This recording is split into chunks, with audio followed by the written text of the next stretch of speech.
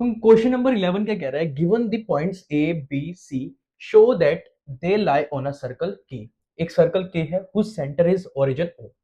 ठीक है, एक सर्कल है भाई जिसको किससे रिप्रेजेंट करा गया है, के से रिप्रेजेंट करा गया है, और उसका जो सेंटर है वो क्या है, ओरिजिन है। तो सबसे पहले सर्कल बनाते हैं एक जिसका सेंटर क्या है भाई, ओरिजिन है। ठीक है जी, तो एक्स कोऑर्डिनेट और ये क्या हो जाएगी हमारी वाई कोऑर्डिनेट। ठीक है जी, तो इनका सेंटर क्या है, इनका जो सेंटर है वो है हमारा ओ, जिसको रिप्रेजेंट किससे करा है, 0,0 से। ठीक है जी, अब इन्होंने क्या बोला है, what is the radius of circle के। तो भाई एक सर्कल है के, इसका रेडियस पूछा है। उसके बाद बोला गया है, ये क्वेश्चन हम बाद में करेंगे, तो सबसे पहले हम रेडियस निकालते हैं और ये तीनों पॉइंट्स का पता लगाते हैं कि सर्कल के ऊपर लाई कर रहा है कि नहीं कर रहा। अगर हमारा ये पॉइंट ओ है तो ए कहाँ लाई करेगा, यहां पर लाई करेगा। तो हम डिस्टेंस निकाल लेते हैं ए और ओ के बीच में। तो बी हमारा कहाँ लाई करेगा भाई, -4,7 कहाँ लाई करेगा, सॉरी इधर लाई नहीं करेगा ये। ठीक, जो 1,-8 है ये कौन से क्वाड्रेंट में लाई करेगा, वाई हम एक्स हमारा पॉजिटिव है और वाई हमारा नेगेटिव है, तो ये थर्ड क्वाड्रेंट में लाई करेगा। मान लो कि इधर लाई कर रहा है ना, तो यहाँ से यहाँ तक का जो डिस्टेंस होगा वो एक तरीके से क्या होगा, रेडियस नहीं हो जाएगा, आर के बराबर नहीं हो जाएगा। तो हम निकाल लेते हैं। उसके बाद जब 4 होगा, -4,7, -4 एक्स नेगेटिव 7 पॉजिटिव, तो वो कहाँ लाई करेगा, थर्ड इधर वाले थर्ड क्वाड्रेंट में लाई करेगा, मान लेते हैं यहाँ लाई करेगा। ठीक है जी, तो इस वाले पॉइंट से यहाँ तक के डिस्टेंस को हम क्या बोलेंगे, रेडियस बोलेंगे। तो एक बार निकाल लेते हैं। तो इस वाले पॉइंट को हम क्या बोल रहे हैं, ए बोल रहे हैं, इस वाले पॉइंट को ओ बोल रहे हैं, इस वाले पॉइंट को हम क्या बोल रहे हैं, बी। तो सबसे पहले हम डिस्टेंस निकालते हैं कहाँ से, ओ ए का। तो डिस्टेंस फॉर्मूला आपको पता, सभी को पता है, X square minus X two minus X one का होल स्क्वायर प्लस में Y two minus Y one का होल स्क्वायर। लिख देता हूँ यहाँ पर ताकि सबको पता रहे।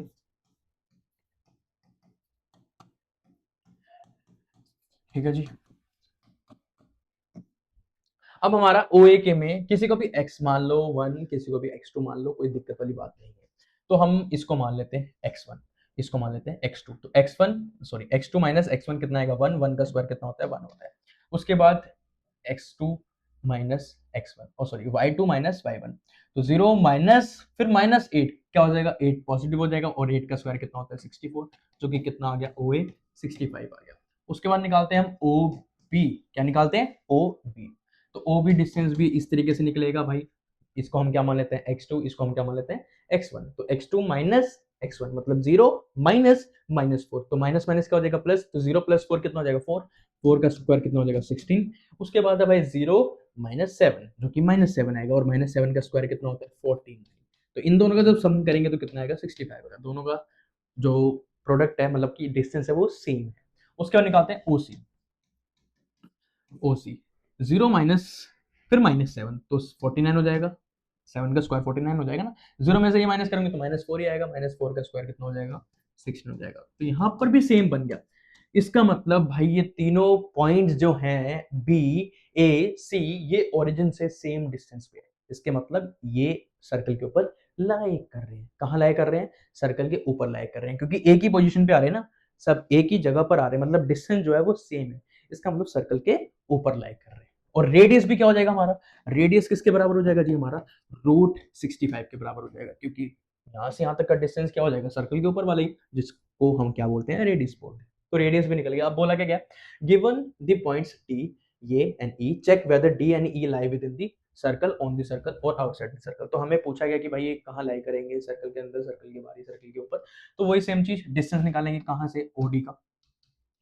तो ओडी का डिस्टेंस क्या आएगा, 0 -5, तो कितना हो जाएगा, -5 का स्क्वायर कितना हो जाएगा, 25। और 0 में से ये माइनस करेंगे तो 6 आएगा, 6 का स्क्वायर कितना हो जाएगा, 36, जो कि कितना आएगा भाई, 36 + 25 कितना आएगा, 61 आएगा, आएगा 61। अब मुझे बताओ रेडियस क्या था हमारा, √65, और ओडी का डिस्टेंस क्या आ रहा है, √61। तो जो ओडी का डिस्टेंस है वो रेडियस से छोटा है, इसका मतलब सर्कल के अंदर आ रहा है। तो ये सर्कल के कहाँ आ रहा है, अंदर आ रहा है। अब 0,9 का निकाल लेते हैं, मतलब ओ ई का डिस्टेंस निकाल देते हैं।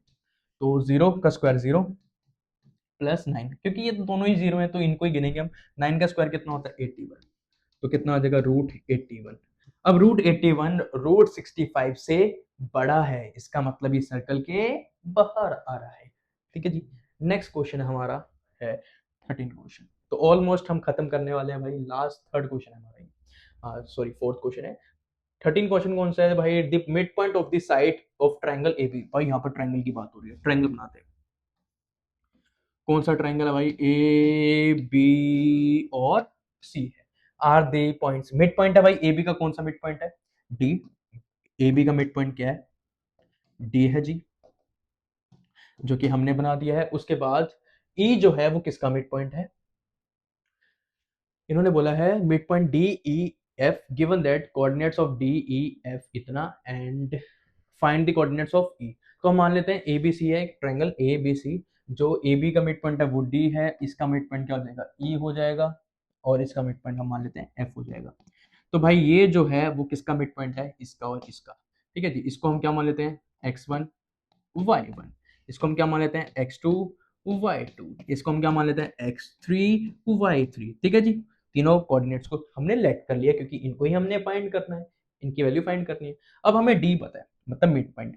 मिड पॉइंट का फॉर्मूला क्या होता है, सबको पता है, x2 प्लस x1 अपॉन में 2, y2 प्लस y1 अपॉन में 2, है ना। तो ये क्या हो जाएगा, x, पहले d का हम करते हैं, d का क्या है भाई, d का है, d में f 5 क्या है, x, तो 5 इक्वल्स टू x2 क्या है, x2 ही है भाई, प्लस x1 ही है भाई 2, तो 10 आ गया किसके बराबर, x2 प्लस x1 के बराबर आ गया। तो ये चीज याद रखना। अब y जो है वो किसके बराबर है, y जो है हमारा, y क्या है 1, और y2 हमारा y2 ही है, पता ही नहीं वैल्यू हमें, है ना जी, क्योंकि y की वैल्यू भी नहीं पता। तो कितना आ गया जी, 2 1 जा 2, तो y2 प्लस y1 किसके बराबर आ गया, हमारा 2 के बराबर आ गया। तो यहाँ से दो इक्वेशन बन गई हमारी, इसको संभाल के रखो। ऐसी हमें यहाँ से बना लेनी है, ठीक है जी। f क्या है भाई, f क्या है, पहले e का ले लेते हैं, e क्या है 6,5, तो 6 क्या हो जाएगा x, तो ये किसका मिड पॉइंट है, x1 प्लस x3 का अपॉन में 2, तो 12 आ जाएगा किसके बराबर, x1 प्लस x3। तो ये इक्वेशन बन गई। अब y की वैल्यू क्या थी 5, और यहाँ पर क्या है y1 प्लस y3 अपॉन में 2, जो कि कितना आ गया 10 आ गया जी। तो यहाँ से, सॉरी 2 के लगा दी मैंने, तो यहाँ से हमारी एक और इक्वेशन बन गई। तो हमारी 4 इक्वेशन बन गई। ऐसे यहाँ से भी बना लेते हैं, यहाँ से भी बना लेते हैं, ठीक है। एफ क्या हमारा लास्ट वाला कितना है 0 x में, तो किसके बराबर हो जाएगा, x2 प्लस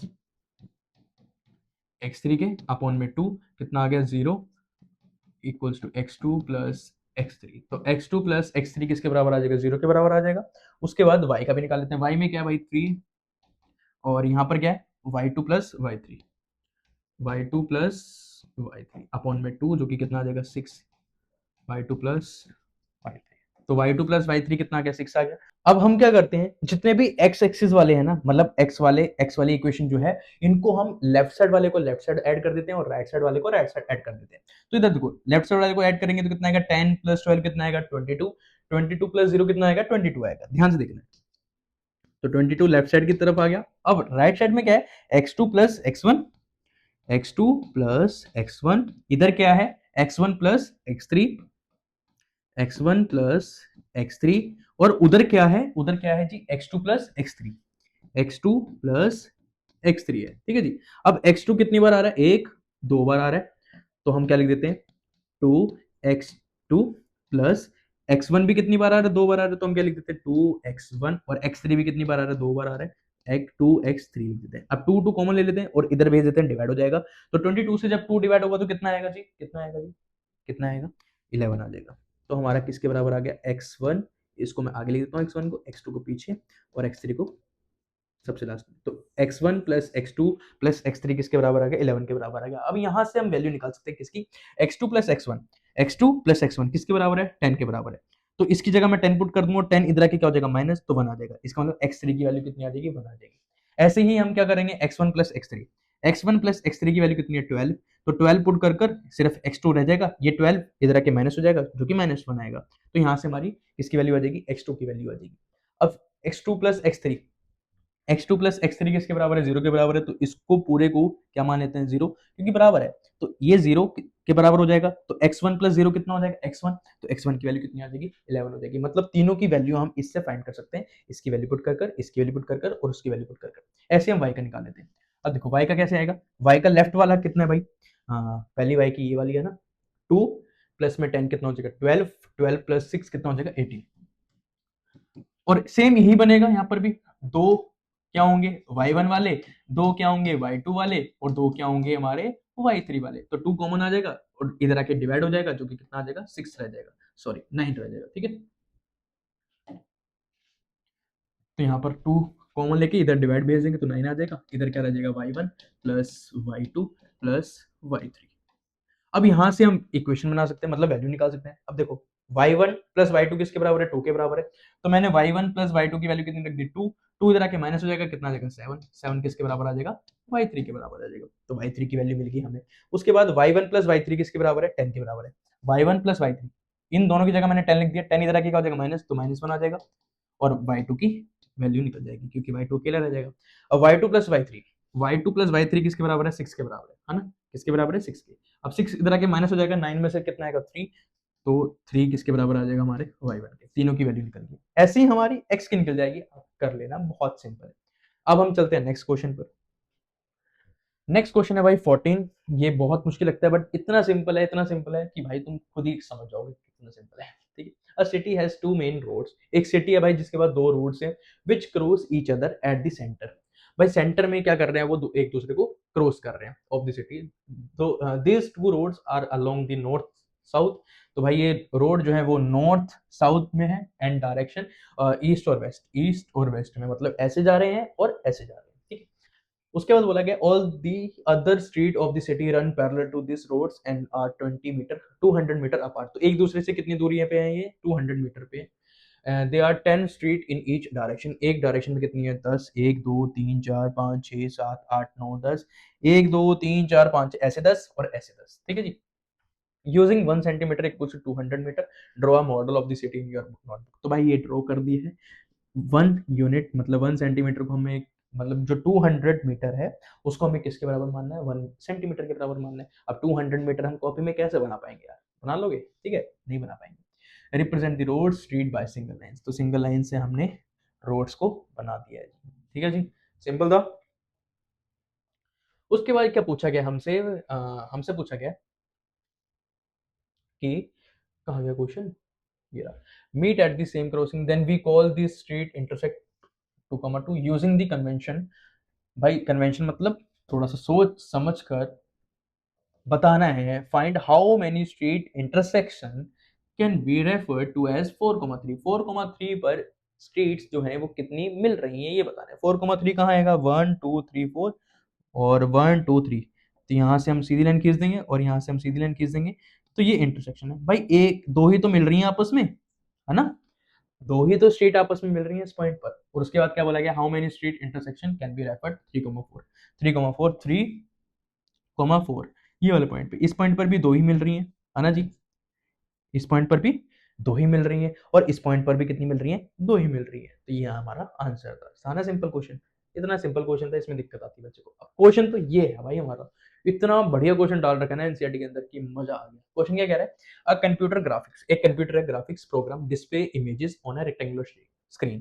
तो भाई एक रेक्टेंगुलर स्क्रीन है जिसके ऊपर क्या डिस्प्ले हो रहा है भाई, इमेजेस डिस्प्ले हो रही है कंप्यूटर की। whose coordinate system has the origin at the bottom left, तो बॉटम लेफ्ट नीचे की तरफ लेफ्ट, तो ये क्या है भाई हमारा ओरिजिन 0,0 वाला, ठीक है जी।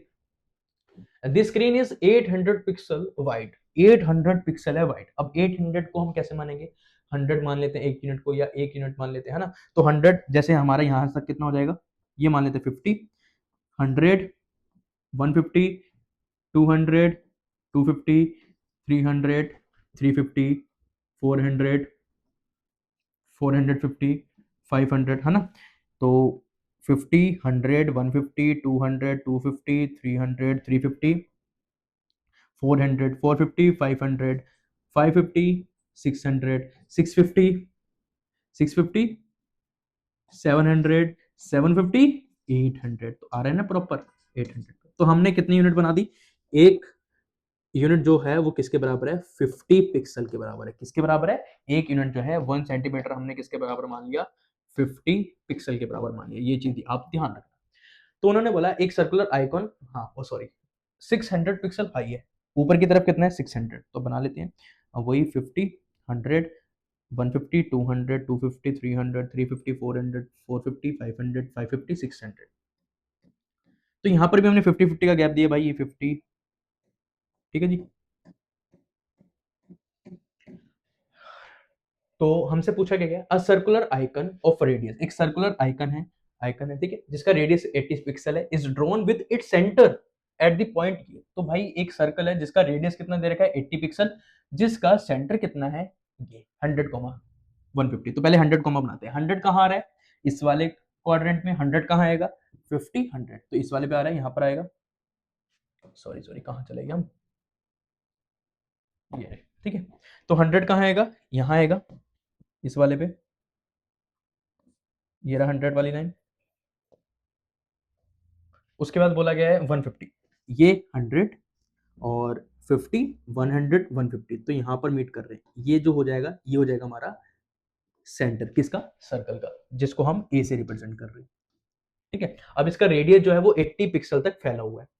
उसके बाद बोला गया another circular icon of radius वर 100 पिक्सल, एक सर्कुलर आइकन है जिसका अब रेडियस कितना है 100 पिक्सल है, is drawn with its centre point B. अब उसका जो सेंटर है वो पॉइंट बी है। अब ये पॉइंट बी बना लेते हैं। 250 कहाँ आ रहा है, 100, 150, 200, 250 तो यहाँ आ रहा है 250।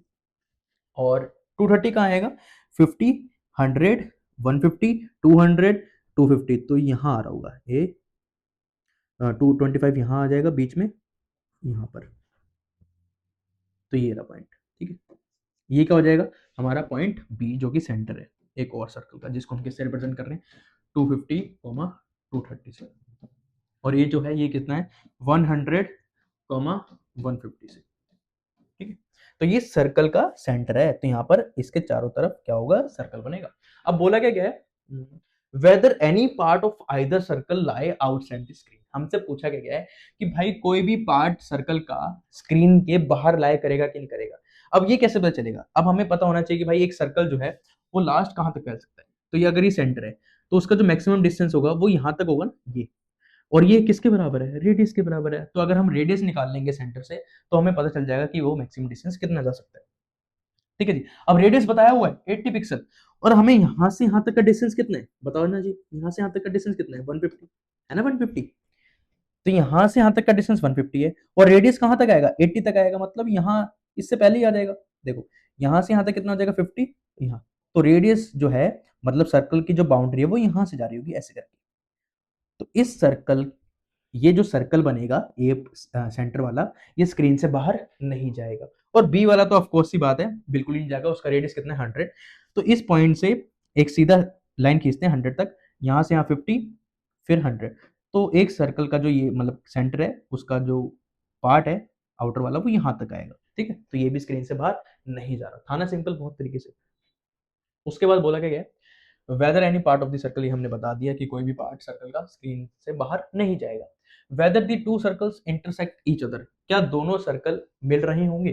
तो सबसे पहले एक सर्कल है जिसका सेंटर कितना था 100, 150, और इसका रेडियस कितना है 80 पिक्सल का। ठीक है जी, 80 पिक्सल का रेडियस है।